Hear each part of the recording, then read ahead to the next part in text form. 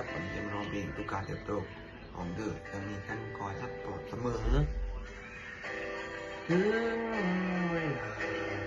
ที่เธอต้องไปมีชีวิตใหม่ยกความเจ็บไว้ในรอยยิ้มรับความเสียใจที่ก่อนที่เธอจะไปเติบโตในที่ที่ใหม่ได้โปรดทำความห่วงใยจากฉันการเติบโตของเธอจะมีฉันคอยซัพพอร์ตเสมอ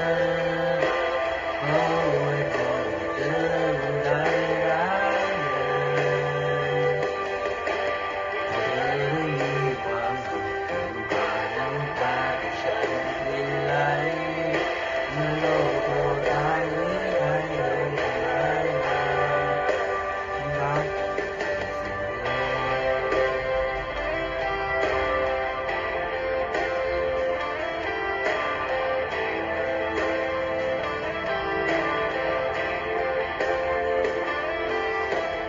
ลองสิให้เธอแล้วรู้ไม่เคยโกรธ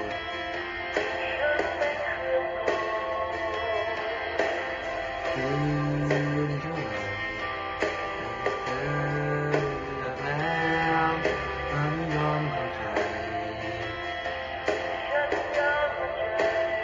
แต่ก่อนที่เธอจะไปเติบโตในที่ใหม่ได้โปรดรับความห่วงใยจากฉันทุกการเติบโตของเธอจะมีฉันคอยซัพพอร์ตเสมอขออวยพรให้เธอคนใจร้ายเลยให้เธอได้มีความสุขจนกว่าน้ำตาที่ฉันรินไหลเมื่อโลกโหดร้ายหรือโดนใครทำร้ายมา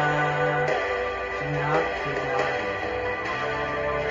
อย่าเห็นให้ทุก